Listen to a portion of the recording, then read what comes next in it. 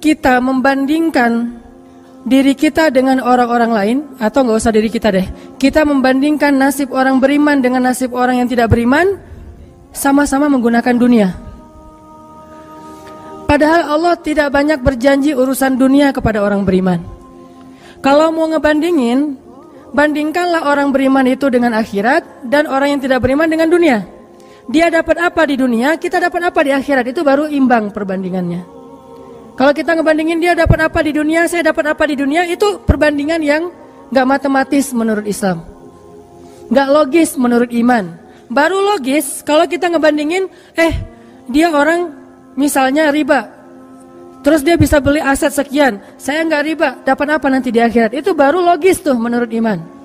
Cuman kalau kita hitung-hitungan, dia kok mengawali usahanya dengan cara riba, saya dengan cara yang lebih syar'i, kok dia dapat sekian aset, saya enggak, ini secara hitung-hitungannya aja pertanyaannya udah salah sehingga tidak ada jawaban. Jadi kalau pertanyaannya udah salah, tidak ada jawaban. Makanya yang harus diperjelas dulu pertanyaannya, baru nanti ketemu jawabannya. Saya mau sharing sebuah kisah nih tentang dua orang laki-laki Bani Israel. Satu ahli surga, satu ahli neraka. Yang satu mukmin, yang satu kafir. Yang kedua laki-laki ini juga sempat dikisahkan oleh Allah di dalam surat Al-Kahfi. Nanti teman-teman yang rajin baca Al-Kahfi pada hari Jumat bisa cek tuh. Salah satu kisah di surat Al-Kahfi itu kisah dua laki-laki Bani Israel, yang satu kaya, yang satu miskin, yang satu kafir, yang satu mukmin. Ceritanya dua orang laki-laki Bani Israel ini sama-sama Allah karuniai rezeki sebanyak 4.000 dinar. Sekarang 1 dinar itu kurang lebih sekitar 2,5 juta. Jadi ada 4.000 dinar. Lalu laki-laki kaya, laki-laki kafir, laki-laki yang tidak beriman, membeli sebuah rumah yang sangat bagus di puncak bukit dengan view yang luar biasa dengan harga 1.000 dinar. Sehingga kemudian dia datang kepada temannya yang mukmin, dia bilang, yuk ke rumah saya tunjukin rumah baru saya. Datang nih ke rumah baru laki-laki yang tidak beriman. Pas ngelihat dari gerbangnya luar biasa, tamannya luas, ada rusanya, ada kijangnya, ada marmutnya, ada segala macamnya, ada onta, ada kuda, lengkap aja tuh. Ini rumah atau kebun binatang ya? Pokoknya rumahnya keren aja. Terus laki-laki beriman nanya, ini rumah baru? Ya, berapa kamu belinya? 1.000 dinar. Bagus kan? Bagus. Ya udah kamu beli atau 1.000 dinar. Ini rumah kayak gini banyak nih masih dijual. Akhirnya laki-laki mukmin ini pulang. Malam harinya dia sholat, kemudian dia berdoa, ya Allah, sahabat saya sudah membeli sebuah rumah yang besar, rumah yang bagus dengan harga 1.000 dinar. Maka besok saya ingin membeli itu di surga dengan cara bersedekah 1.000 dinar. Maka berikanlah untuk saya rumah yang lebih bagus di surgamu ya Allah. Dia sedekah 1.000 dinar. Lalu besoknya ketemu sama temannya yang tidak beriman, nanya, udah beli rumah? Udah. Di mana? Nggak dekat dengan rumah saya, jauh kata dia. Di mana itu? Di surga. Hah? Caranya gimana? Sedekah. Wah, kamu mah orangnya fanatik lah, istilahnya sok soleh lah, apalah segala macam, Pak Haji. Diledekin aja tuh. Diledekin. Taulah yang udah hijrah kan gitu ya, suka ada istilah-istilah ngeledekin. Ya udah hijrah, anak masjid, apa istilah-istilahnya, diledekin gara-gara dia bersedekah 1.000 dinar. Sebagai ganti temannya yang membeli 1.000 dinar itu bisa beli rumah yang besar. Diledekin terus. Setelah berlalu sekian lama, kemudian laki-laki yang pertama ini yang tadi tidak beriman nikah. Istrinya tuh cantiknya luar biasa, usianya ABG, cantik. Setelah selesai dia lamar, nikah, pas hari pernikahan ngundang temannya yang beriman. Datang ya ke acara pernikahan saya. Acaranya tuh weddingnya itu ada IO-nya, IO terkenal, paling terkenal di situ. IO Bani Israel. Paling. Jadi wedding bukan IO ya, wedding organizer-nya Bani Israel. Kan orang Bani Israel mah orang Yahudi ini kalau bikin acara tuh luar biasa ya. Kayak mereka bikin Tomorrowland segala macam kan. Jadi bikinlah wedding organizer ini bikin acara wedding yang luar biasa, menghabiskan berapa? Kalau sekarang mungkin di TV-TV itu suka diumumin biaya weddingnya itu berapa miliar kan, suka gitu tuh. Nah dia ngumumin. Atau kalau nggak dia umumin pun orang-orang bilang, tahu nggak itu acaranya habis berapa? 1.000 dinar. Habis 1.000 dinar. Dia nanya, ini emang habis 1.000 dinar? Ya, maharnya 1.000 dinar. Mahar si cewek cantik. Cewek paling cantik di kota itu aja. Tidak ada lagi cowok kecuali pernah suka sama tuh cewek. Tapi dia dapat gara-gara punya uang 1.000 dinar. Saya pernah guyon sama istri saya, nanti kalau anak kita nikah, maharnya nggak usah mahal-mahal, 2 miliar aja. 1 miliar buat dia, 1 miliar buat bapaknya. Nah, 1.000 dinar. Udah gitu dia pulang nih orang beriman. Malamnya dia tahajud, dia berdoa kepada Allah, ya Allah, teman saya udah nikah, dan saya mau masih gini aja. Tuh ya, ini pedoman buat teman-teman ya. Kalau ada yang ngasih kartu undangan, tanya maharnya berapa? Maharnya 10 juta. Waduh, saya pas nih 10 juta. Bilang ke Allah, ya Allah, sama kayak dia. Saudara saya, teman saya sudah menikah dengan mahar 1.000 dinar. Dan saya masih punya. Saya ingin melamar bidadari di surga dengan 1.000 dinar.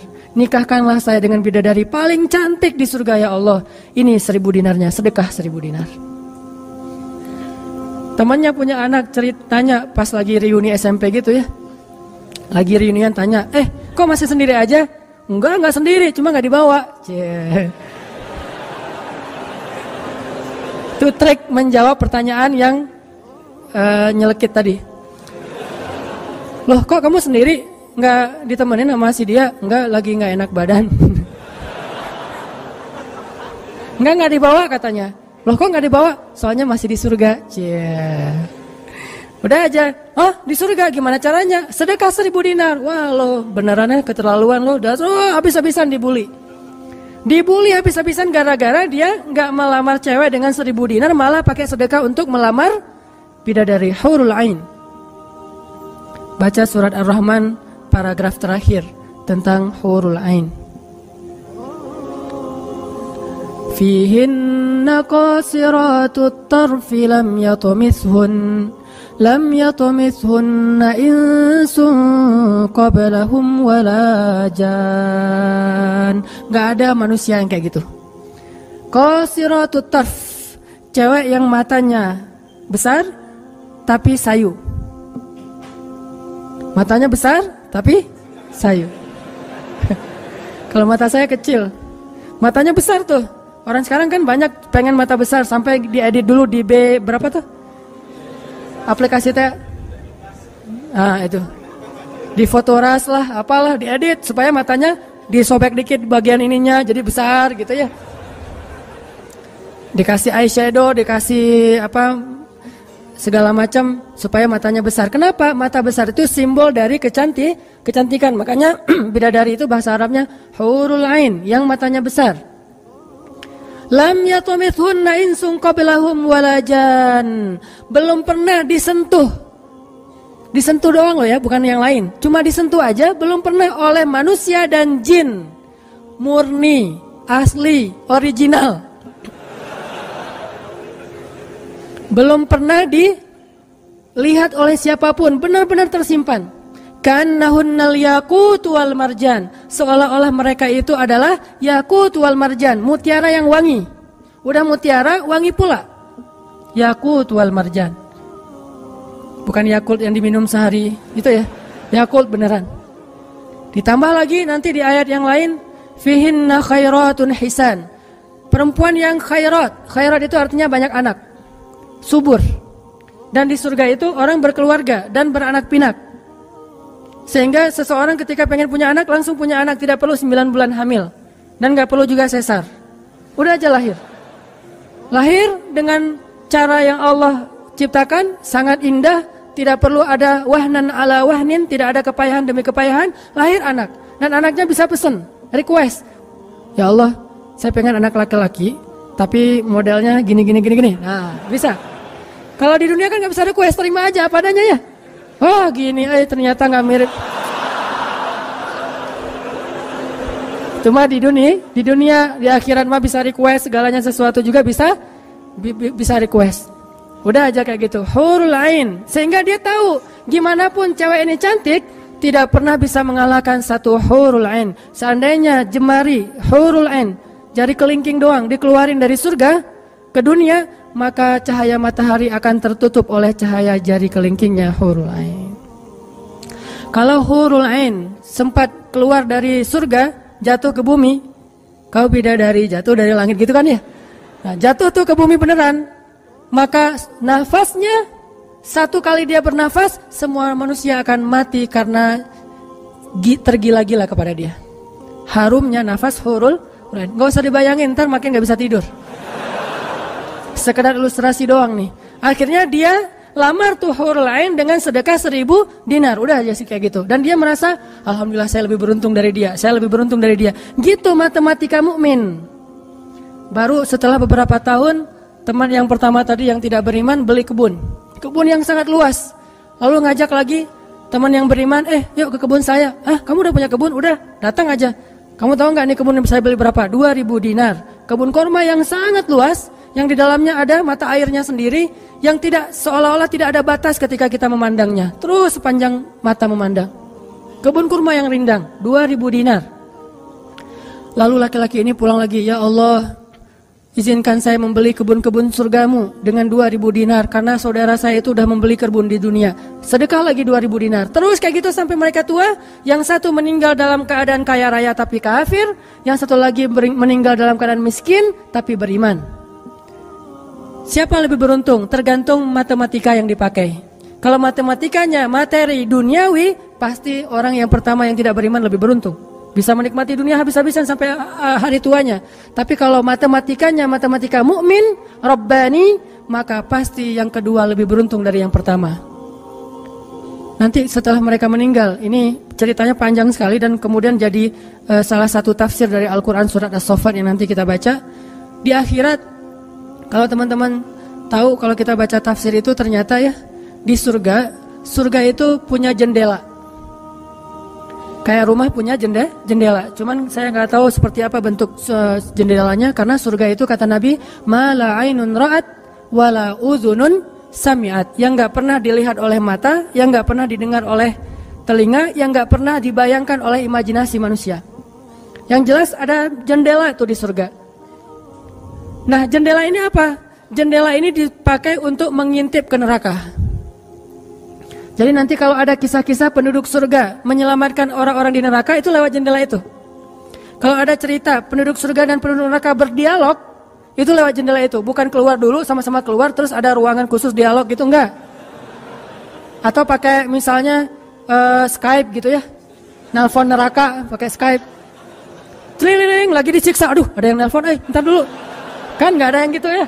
Ini mah pakai jendela, jadi jangan pakai imajinasi teknologi yang sekarang. Nggak ada Skype, nggak ada WhatsApp call, video call gitu, nggak ada line, yang ada lewat jendela. Begitu dia ngelihat ke jendela, dia langsung Allah berikan dimensi melihat neraka.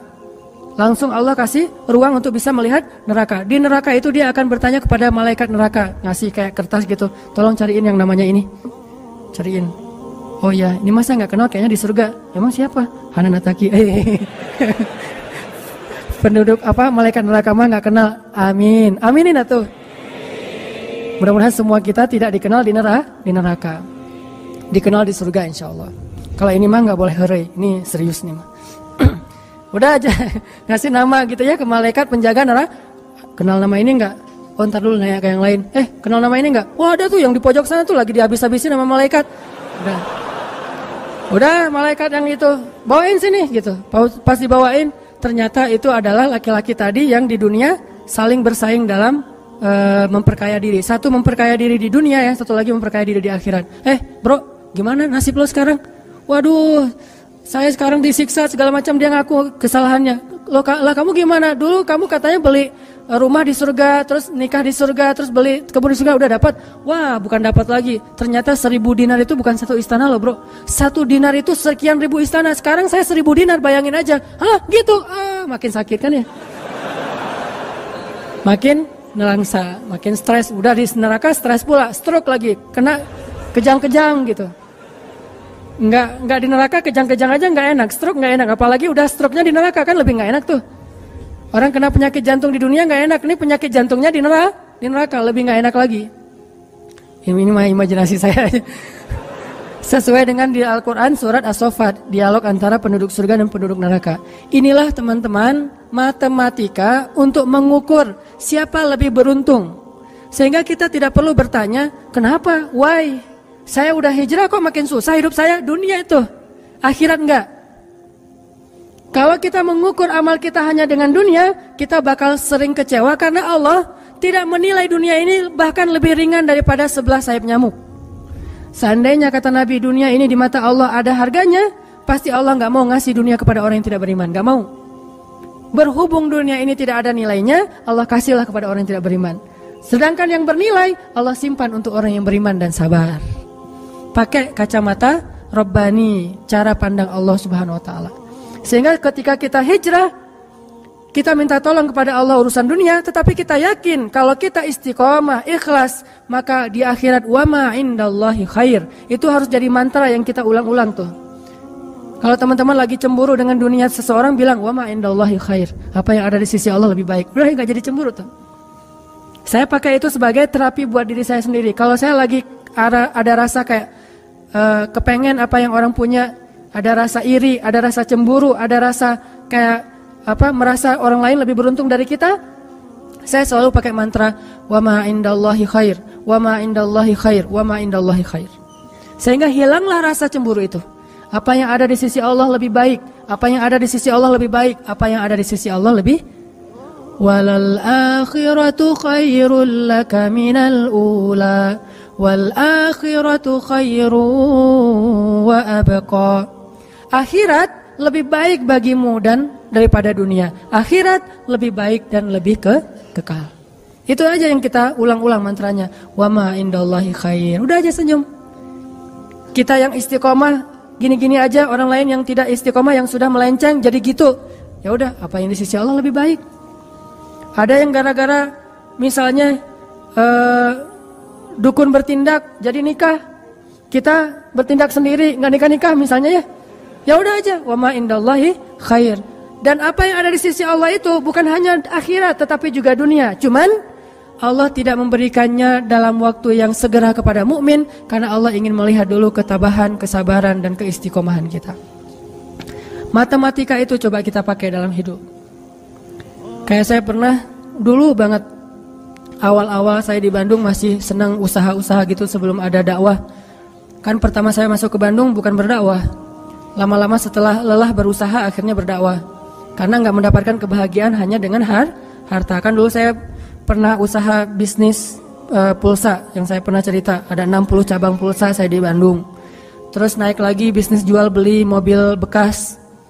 Beli, jual. Terus terakhir pernah main properti walaupun nggak sampai punya klaster, sampai punya perumahan. Tapi 1-2 properti beli, jual lagi, perbaiki, jual dan segala macam. Waktu itu saya sempat hampir kegoda sama teman saya yang beli beberapa aset ruko di daerah Antapani. Dulu Antapani nggak seperti sekarang, masih murah-murah tuh rukonya. Dan kan cepat banget tuh perkembangan Antapani ya. Dia beli tuh 1 ruko di Antapani dengan DP, lalu dia cicil. Nah, cicilannya ini dibayar oleh yang kontrak. Kebetulan ruko dia dikontrak oleh Warung Padang. Sehingga dia paling nambah-nambah dikit lah, walaupun yang nggak bisa utuh, tapi dia nambah-nambah dikit. Ini udah azan? Udah? Oh, nanti ceritanya next, insya Allah habis sholat isya. Barakallah. Bismillahirrahmanirrahim. Tadi sampai di mana teman-teman? Oh iya, Antapani ya. Sampai Antapani. Nah waktu itu nggak ada basa-basi, langsung aja Bismillahirrahmanirrahim. Teman-teman kita lanjutkan sampai di Antapani. Jadi teman saya tuh ada yang investasi dengan beli salah satu ruko di Antapani dengan cara nyicil DP, terus yang bayar cicilannya itu adalah yang kontrak. Kalau nggak utuh pun dia tambahin sedikit lah, paling nambahin 500.000 sebulan. Setelah kurang lebih 3 tahun, akhirnya itu udah lunas, dia bisa nge-DP-in lagi yang baru. Setelah sekitar 5 tahun berjalan, saya ketemu lagi sama dia. Dia bilang, ini semuanya udah ruko saya nih. Udah ada sekitar 6 ruko yang dia punya. Dan setengahnya dipakai sama Alfamart. Sisanya dipakai ada warung Padang, ada apa di situ. Sehingga dengan cara dia bisa cepat berkembang.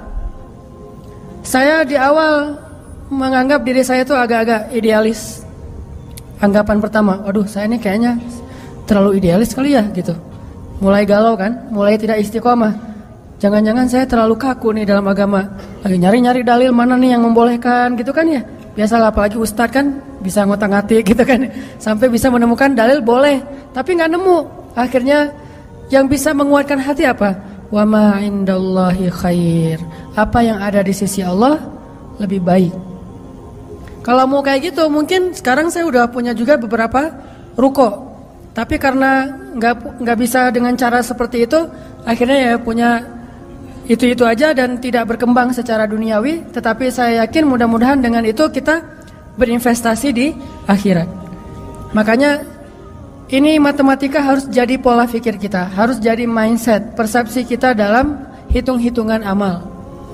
Sehingga ketika kita belajar Islam, mulai bertaubat, mulai berhijrah, lalu Allah Subhanahu wa taala seolah-olah lebih memanjakan orang lain yang belum berhijrah, yang belum bertaubat daripada kita dengan dunia. Katakan wa ma indallahi khair. Apa yang ada di sisi Allah lebih baik. Katakan bahwa wal akhiratu khairun wa abqa. Akhirat lebih baik dan lebih kekal. Katakan walal akhiratu khairul laka minal ula, dan akhirat itu lebih baik bagimu daripada dunia. Ini yang memotivasi kita untuk bisa istiqomah, sehingga kita tidak ngerasa dicurangin sama Allah Subhanahu wa taala. Karena Allah melihat balasan akhirat itu lebih baik daripada ngebalas di dunia. Sehingga Allah kalau sayang kepada seorang hamba, Allah menyediakan akhirat lebih besar daripada dunia untuk dia. Seandainya dunia itu adalah bentuk kasih sayang Allah, maka Allah sudah memberikan kekayaan dunia kepada semua nabi yang Allah cintai. Tapi nabi yang kaya itu sedikit. Rata-rata nabi itu susah hidupnya, apalagi setelah menjadi nabi. Nabi Muhammad sebelum jadi nabi hidupnya luar biasa kan? 40 tahun pertama, terutama 15 tahun pertama setelah menikah dengan Khadijah, gimana kehidupan Nabi Muhammad? Segalanya ada. Khadijah itu orang yang paling kaya, perempuan paling kaya di Mekah, menikah dengan Nabi Muhammad yang pintar dalam berdagang. Gak pernah Nabi rugi dalam berdagang. Jujur tapi untung. Sehingga selama 15 tahun Nabi mau traveling kemana aja bisa. Traveling ke Syam bisa. Traveling ke Yaman bisa.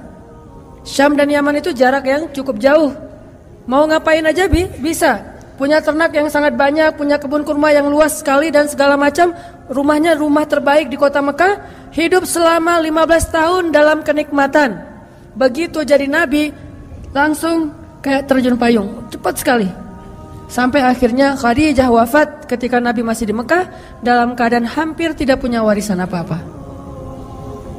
Jadi kurang dari 13 tahun jatuh miskin, fakir. Sampai ketika hijrah ke Madinah, Aisyah curhat. Apa kata Aisyah? Di rumah Rasulullah itu lebih dari 1 bulan tidak ada asap di dapur. Dalam keadaan tidak pernah masak selama berbulan-bulan. Soalnya kalau kita mah beli warung Padang, jadi gak perlu masak ya. Kenapa itu rumah gak pernah masak? Yalah, soalnya dia punya warung, jadi masaknya di warung, tinggal dibawa aja ke rumah. Nabi benar-benar gak pernah masak tuh. Coba bayangin, pernah gak Nabi bilang gini ke Allah, Allah, lah saya kan kerjanya sama Allah, kok malah jadi kayak gini, hidup saya jadi susah gini. Enggak pernah Allah Nabi mengatakan demikian. Kenapa? Karena Nabi tahu logikanya. Nabi benar dalam menggunakan logika hitung-hitungannya. Nabi tahu matematikanya, sehingga Nabi gak pernah mengeluh ke Allah, kok saya sejak jadi Nabi jadi susah Allah. Katanya saya kekasih Allah, kok saya diperlakukan kayak gini. Gak pernah Nabi ngomong kayak gitu. Kalau Nabi aja kekasih Allah, malah jadi susah gara-gara jadi kekasih Allah secara duniawi, tidak pernah mengeluh. Terus siapa kita mau mengeluh dan menuduh Allah dengan tuduhan-tuduhan yang tidak benar? Apakah kita merasa bahwa setelah kita berhijrah Allah harus memberikan kepada kita dunia yang di mata Allah tidak ada nilainya? Berarti kita meminta kepada Allah sesuatu yang tidak baik dan membuang sesuatu yang baik. Itulah yang dulu pernah dinasihatkan oleh Musa kepada Bani Israel di dalam surat Al-Baqarah. Coba teman-teman lihat di surat Al-Baqarah itu ayat 61.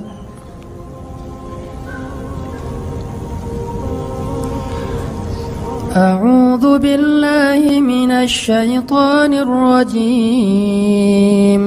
Wa idh qultum ya Musa lan nasbir ala ta'amin wahid fad'u lana rabbaka yukhrij lana mimma tunbitul ardh مما تنبت الأرض من بقلها وقثائها وفومها وعدسها وبصلها. Apa yang terjadi? Ketika orang-orang Bani Israel hijrah ke Palestina, lalu mereka mengeluh di Palestina karena setelah mereka hijrah hidup mereka tidak menjadi lebih baik secara duniawi. Perasaan kata Bani Israel, sama aja deh. Sejak kita hijrah, sejak kita masuk agama Yahudi, sejak engkau datang Musa, sawa'un alaina, nasib kami sama aja nih. Sebelum kamu datang dan setelah kamu datang, nasib kami tetap aja susah wahai Musa. Ini logika Bani Israel. Makanya banyak Bani Israel itu yang kufur kepada Allah karena pakai logika ini. Logika 2 tambah 2 4. Itu logika Bani Israel. Kalau dalam urusan agama, beda kalau dalam urusan matematika. Jangan bilang, "Dek, 2 tambah 2 berapa?" 4. Bani Israel. Jangan. Itu mah matematika. Kalau dalam urusan agama itu logika Bani Israel. Mereka selalu menghitung-hitung itu dengan logika matematika duniawi. 2 tambah 2 4. Sehingga mereka selalu mengeluh, "Ya Musa, sama saja nasib kami engkau datang dan engkau tidak datang dulu. Sama-sama susah. Terus apa baiknya dengan kedatangan wahai Musa?" Mereka menghitung kebaikan itu hanya dari sisi materi saja. Padahal kedatangan Musa telah mengeluarkan mereka dari perbudakan kalau mau dihitung lebih jujur di urusan dunia.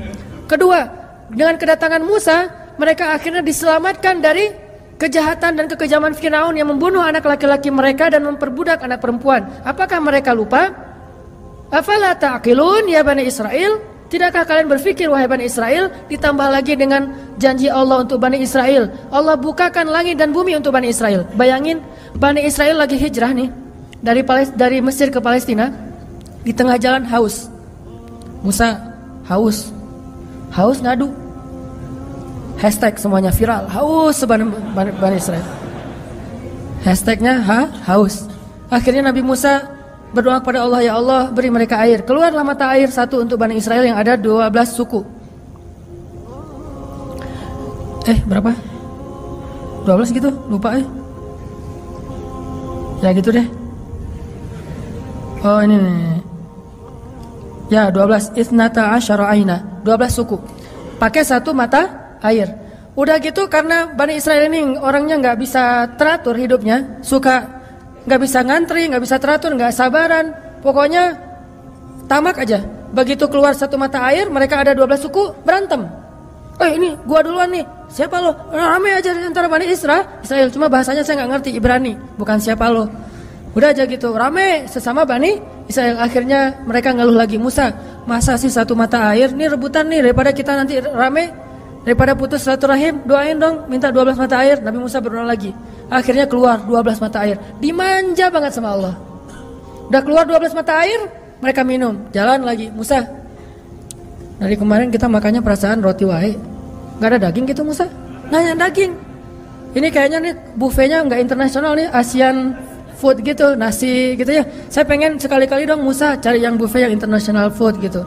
Akhirnya Allah kasih man nawassal, kasih burung datang sendiri untuk disembelih. Datang tuh burung terbang depan Bani Israel, nunduk langsung gini. Enggak. Coba, burung Bani Israel. Coba ada nggak burung kayak gitu sekarang? Bebek gitu ya. "Pak, hari ini kita masak bebek." "Oh boleh. Bebek." Datang seperti bebek teh. "Yam." yaitu ayam datang. Nggak ada kan sekarang kan ya? Allah tundukkan burung yang liar kepada Bani Israel, datang untuk disembelih langsung dibakar, terus makan. Kemudian keluar lagi makanan-makanan luar biasa, datang dari langit seperti datang kepada Maryam alaihissalam. Masih ngeluh juga. Terus jalan lagi, Musa haredang cenah. Panas, datang awan menaungi Bani Israel. Mana ada manusia, bangsa di muka bumi ini selain para nabi yang dinaungi awan sepanjang perjalanan coba, kecuali Bani Israel dan orang-orang modern yang pakai kendaraan udah tertutup ya. Kalau dulu mah Bani Israel kemana mereka pergi awan ngikutin. Wan, sana ya kata awan saya. Bukan si Iwan, awan. Udah aja jalan. Bani Israel mana? Kadang-kadang suka iseng, nih lihat awannya nih, ikutin kita nggak ya? Lari ya, lari, awannya ikut lari. Namanya Bani Israel, iseng. Tapi Allah masih diakal-akalin sama mereka kan? Yang pernah saya cerita, disuruh bayar zakat, mereka katakan kami mah zakat 2,5% mah itu orang pelit lah. Kalau zakat mah nggak usah tanggung-tanggung 2,5%, 10% kan Islam 2,5%, Nasrani 10%, Bani Israel 100%. Hah? Sampai Musa aja kaget 100%. Benar gitu syariatnya 100%. Wah Musa 100% ya. Kami berani memberikan zakat 100%. Caranya gimana? Dikumpulin semua gandumnya, dilempar ke langit, terus dia bilang, ya Allah ambil sesukamu, yang jatuh ke bumi itulah hak saya. Itulah Bani, saya lempar semuanya, gandum, roti, segala macam, korma, dilempar ke langit. Ya Allah ambil sesukamu ya Allah. Yang jatuh ke bumi berarti engkau ridho untuk saya. Mana ada yang nyangkut di tengah antara langit dan bumi kan? Pasti semuanya jatuh ke bumi. Oh berarti Allah nggak memerlukan itu, ya udah untuk kita aja. Yang penting kan kita udah niat nih 100%. Tapi Allah nggak mau nerima, ya udah itu akal-akalan Bani Israel. Makanya mereka ngeluh, ya Musa di Palestina itu tidak ada sayur mayur. Kami kangen makanan-makanan di Mesir. Kalau teman-teman tahu Mesir itu sebetulnya nggak tandus-tandus amat. Mesir itu ada bagian yang salju. Jadi kalau mau ngerasain Eropa bisa ke bagian itu. Ada yang bagian yang benar-benar padang pasir, ada yang bagian yang subur luar biasa. Nah, sampai mereka kangen dengan sayur-sayuran Mesir. Kangen dengan bayam, kalau di kita mah kangen dengan singkong, kangen dengan jengkol. Ya, pernah kangen jengkol? Karena nggak pernah keluar Bandung. Kalau keluar Bandung pasti kangen jengkol. Misalnya umroh gitu ya. Ada restoran Indonesia, Mang, ada jengkol? Di Mekah. Kalau tanya orang Arab, jengkol. Bahasa Arabnya tidak ada jengkol. Soalnya bahasa Arabnya tidak ada jengkol. Mahada kata orang Arab, jengkol yang aroma raihah. Intinya orang Bani Israel kangen dengan makanan Mesir. Terus apa kata Nabi Musa? Qala atastabdiluna alladhi huwa adna billadhi huwa khair. Apakah kalian meminta untuk menukar sesuatu yang buruk dengan sesuatu yang lebih baik? Maksudnya apa? Kenapa kalian ingin dibayar oleh Allah dengan dunia ketika kalian beriman? Kalau Bani Israel itu kalau beriman hitung-hitungan banget. Habis beriman harus rezekinya berlimpah. Habis beriman harus terbebas dari segala masalah. Habis beriman harus dimanjain banget dunianya. Itu pola pikir Bani Israel. Sedangkan para nabi dan orang-orang yang beriman gak kayak gitu cara berpikirnya.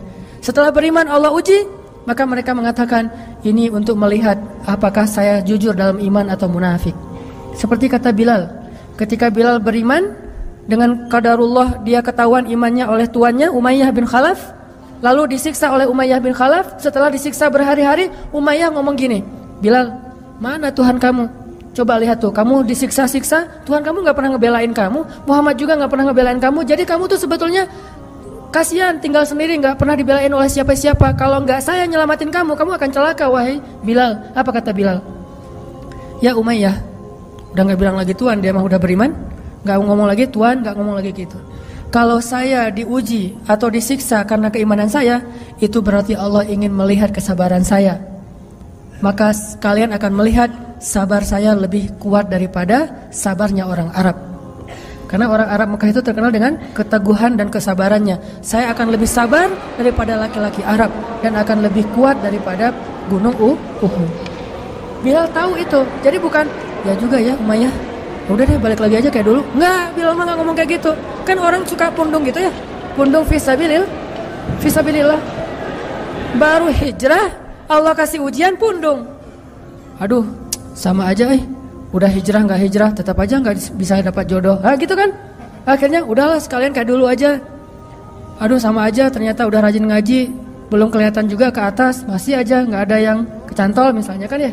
Aduh udah rajin udah pindah kerjaan, tetap aja belum dapat kerjaan yang lebih baik. Kata Allah, wa may yattaqillah yaj'al lahu makhraja. Mana? Wa yarzuqhu min haitsu la yahtasib. Mana tuh? Jawabannya Allah berikan itu setelah Allah lihat kesabaran kita. Kalau Allah belum melihat kesabaran kita, Allah nggak akan kasih apa yang Allah janjikan. Karena yattaqillah bukan hanya taubat tetapi sabar, itu satu paket. Takwa itu at-ta'ah was sabr, itulah takwa. Taat dan sabar, itulah takwa. Wa may yattaqillah, siapa yang taat lalu sabar, baru Allah janjikan yaj'al lahu makhraja wa yarzuqhu min haitsu la yahtasib wa may yattaqillaha yaj'al lahu min amrihi yusra wa may yattaqillaha yukaffir anhu sayyi'atihi wa yu'zim lahu ajra. Itu semua janji Allah bagi orang yang takwa, dan takwa itu taat dan sabar. Kalau taat doang tapi nggak sabar, pundung tadi, maka Allah tidak punya janji apapun dengan dia. Ini logika yang dipakai oleh Allah, hitung-hitungan matematikanya Allah Subhanahu wa taala, sehingga kita tidak kecewa.